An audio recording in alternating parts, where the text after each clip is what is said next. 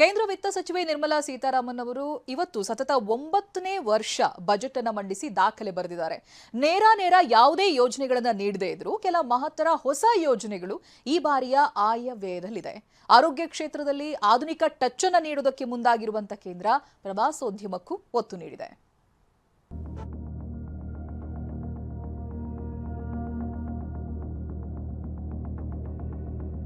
I propose to launch the Mahatma Gandhi Gram Swaraj initiative.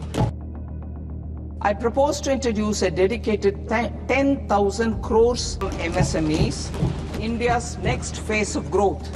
I have provided 1.4 lakh crores of rupees to the states for the year 2026-2027. High-speed rail corridors, Hyderabad to Bengaluru, Hyderabad to Chennai, Chennai to Bengaluru.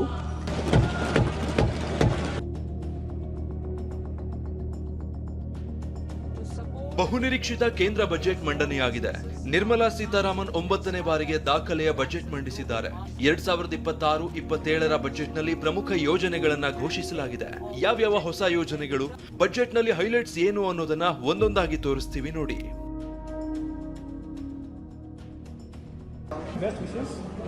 Driven budget.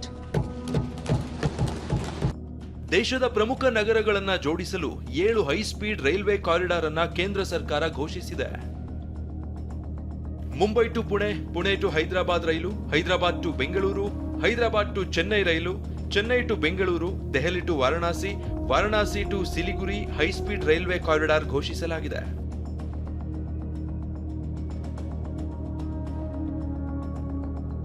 ಉದ್ಯಮಿಗಳನ್ನ ಉತ್ತೇಜಿಸಲು ಭವಿಷ್ಯದ champion ಎಂಬ ಹೆಸರಲ್ಲಿ 10,000 ಕೋಟಿ ಅನುದಾನ ನೀಡಲಾಗಿದೆ. ಈ ಅನುದಾನದ ಮೂಲಕ ಮಧ್ಯಮ ಮತ್ತು ಸಣ್ಣ ಉದ್ಯಮಿಗಳಿಗಾಗಿ ಸಾಲದ ನೆರವು ನೀಡಲಾಗುತ್ತೆ. ಎಂಎಸ್ಎಂಇಗಳಿಗೆ ಕ್ರೆಡಿಟ್ ಗ್ಯಾರಂಟಿ ಬೆಂಬಲ ಘೋಷಣೆ, ಮಧ್ಯಮ ಸಣ್ಣ ಉದ್ಯಮಿದಾರರನ್ನ ಉತ್ತೇಜಿಸಲು ನಿಧಿ ತೆಗೆದಿಡಲಾಗಿದೆ. ಎಂಎಸ್ಎಂಇ ಬೆಳವಣಿಗೆಗೆ ನೆರವು ನೀಡಲು 3 ವಿಧಾನ ಅನುಸರಿಸಲು ತೀರ್ಮಾನಿಸಲಾಗಿದ್ದು, ಎಂಎಸ್ಎಂಇ ಬೆಳವಣಿಗೆಯ ನಿಧಿಯ ಮೂಲಕ ಈಕ್ವಿಟಿ ಬೆಂಬಲವನ್ನ ನೀಡುವ ಸ್ವಾವಲಂಬಿ ಭಾರತೀಯ ನಿಧಿಗೆ 2,000 ಕೋಟಿ ರೂಪಾಯಿ ಮೀಸಲಿಡಲಾಗಿದೆ. ಈ ಬಾರಿಯ ಬಜೆಟ್ನಲ್ಲಿ ಪ್ರವಾಸೋದ್ಯಮಕ್ಕೂ ಹೆಚ್ಚಿನ ಒತ್ತು ನೀಡಲಾಗಿದ್ದು, ಹೊಸ ಯೋಜನೆಗಳನ್ನು ರೂಪಿಸಲಾಗಿದೆ. 10,000 ಗೈಡ್ಗಳಿಗಾಗಿ ಹೊಸ ಯೋಜನೆ ಘೋಷಣೆ ಮಾಡಲಾಗಿದ್ದು, 20 ಪ್ರಸಿದ್ಧ ಪ್ರವಾಸಿ ಸ್ಥಳಗಳಲ್ಲಿ ಗೈಡ್ಗಳಿಗೆ ತರಬೇತಿ ನೀಡಲಾಗುವುದು. 45 ಪುರಾತತ್ವ ಸ್ಥಳಗಳ ಅಭಿವೃದ್ಧಿಗೆ ಹೊಸ ಯೋಜನೆ ಘೋಷಣೆ ಮಾಡಲಾಗಿದೆ.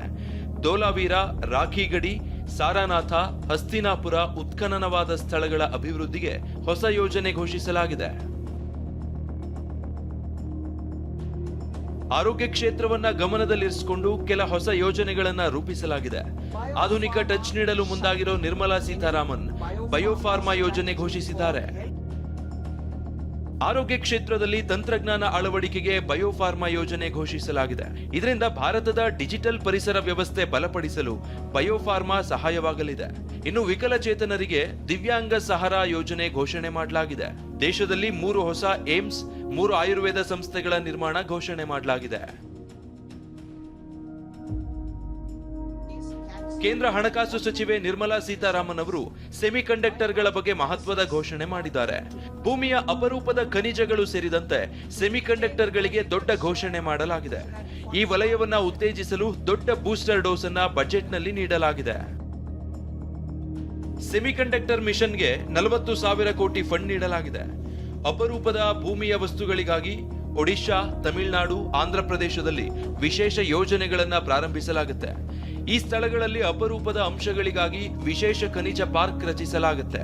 ಇವುಗಳಿಂದಾಗಿ ಡಿಕ್ಸನ್ ಟೆಕ್, ಸಿಜಿ ಪವರ್ ಸೇರಿದಂತೆ ಚಿಪ್ ಉತ್ಪಾದನಾ ಕಂಪನಿಗಳ ಷೇರುಗಳಲ್ಲಿ ಬಿರುಗಾಳಿ ಬೀಸಬಹುದು. India Semiconductor Mission 1.0 expanded India's semiconductor sector capabilities. Building on this, we will launch ISM 2.0. ಇಷ್ಟೇ ಅಲ್ಲ, ಕಣಿವೆ ರಾಜ್ಯಗಳಿಗಾಗಿ ಮೌಂಟೇನ್ ರೈಲು ಯೋಜನೆ ಸೇರಿದಂತೆ ಹಲವು ಪ್ರಮುಖ ತೀರ್ಮಾನಗಳನ್ನು ಕೈಗೊಳ್ಳಲಾಗಿದೆ. ಹಿಮಾಚಲ, ಉತ್ತರಾಖಂಡ್, ಜಮ್ಮು ಮತ್ತು ಕಾಶ್ಮೀರ ಈ 3 ರಾಜ್ಯಗಳಿಗೆ ಮೌಂಟೇನ್ ರೈಲು ಯೋಜನೆ ಘೋಷಿಸಲಾಗಿದೆ. ರಾಜ್ಯ ಮತ್ತು ಕೇಂದ್ರದ ಸಹಭಾಗಿತ್ವದಲ್ಲಿ ಶ್ರೀಗಂಧ ಬೆಳೆಗೆ ಉತ್ತೇಜನ ನೀಡಲಿದ್ದು, ಶ್ರೀಗಂಧ ಬೆಳೆ ಬೆಳೆಯೋದಕ್ಕೆ ಮತ್ತು ಸಂಸ್ಕರಣೆಗಾಗಿ ಪ್ರೋತ್ಸಾಹ ನೀಡಲಾಗುತ್ತೆ. ಪ್ರತಿ ಜಿಲ್ಲೆಗೂ ಬಾಲಕಿಯರ ಹಾಸ್ಟೆಲ್ ನಿರ್ಮಾಣ ಮಾಡಲು ವಿಶೇಷ ಅನುದಾನ ತೆಗೆದಿಡಲಾಗಿದೆ. ಪೂರ್ವ ಕರಾವಳಿಯ ಅಭಿವೃದ್ಧಿಗೆ ವಿಶೇಷ ಪೂರ್ವೋದಯ ಯೋಜನೆ ಘೋಷಿಸಿದ್ದು, ಕೈಗಾರಿಕಾ ಕಾರಿಡಾರ್ ಸ್ಥಾಪನೆಗೆ ಒತ್ತು ನೀಡಲಾಗಿದೆ. ಕಾರ್ಮಿಕರ ಜವಳಿ ವಲಯ ಉತ್ತೇಜಿಸಲು ರಾಷ್ಟ್ರೀಯ ನಾರು ಯೋಜನೆ, ಜವಳಿ ವಿಸ್ತರಣೆ ಮತ್ತು ಉದ್ಯೋಗ ಯೋಜನೆ, ರಾಷ್ಟ್ರೀಯ ಕೈಮಗ್ಗ ಮತ್ತು ಕರಕುಶಲ ಕಾರ್ಮಿಕರ ಘಟಕಗಳೊಂದಿಗೆ ಸಮಗ್ರ ಯೋಜನೆ ಘೋಷಣೆ ಮಾಡಲಾಗಿದೆ. ಖಾದಿ ಮತ್ತು ಕರಕುಶಲ ವಸ್ತುಗಳಿಗಾಗಿ ಮಹಾತ್ಮ ಗಾಂಧಿ ಗ್ರಾಮ್ ಸ್ವರಾಜ್ ಯೋಜನೆ ಘೋಷಿಸಿದ್ದು, ತರಬೇತಿ ಕೌಶಲ್ಯ ಮತ್ತು ಉತ್ಪಾದನೆಯ ಗುಣಮಟ್ಟ ಸುಧಾರಣೆ ಮಾಡಲು ಕೇಂದ್ರ ಮುಂದಾಗಿದೆ. ಜಾಗತಿಕ ಮಾರುಕಟ್ಟೆ ಮತ್ತು ಬ್ರ್ಯಾಂಡಿಂಗ್ಗೆ ಕೇಂದ್ರ ನೆರವು ನೀಡಲಿದೆ. ಇನ್ನು ಏಪ್ರಿಲ್ನಿಂದ ನೂತನ ಐಟಿ ಕಾಯ್ದೆ ಜಾರಿಯಾಗಲಿದ್ದು, ಯಾವುದೇ ಸ್ಲ್ಯಾಬ್ನಲ್ಲಿ ಬದಲಾವಣೆ ಮಾಡಿಲ್ಲ. ಐಟಿ ರಿಟರ್ನ್ಗೆ ಇದ್ದ ಸಮಯ ವಿಸ್ತರಣೆ ಮಾಡಲಾಗಿದ್ದು, ಅಪಘಾತ ವಿಮೆಗೆ ತೆರಿಗೆ ವಿನಾಯಿತಿ ಘೋಷಿಸಲಾಗಿದೆ. Bureau report, TV9.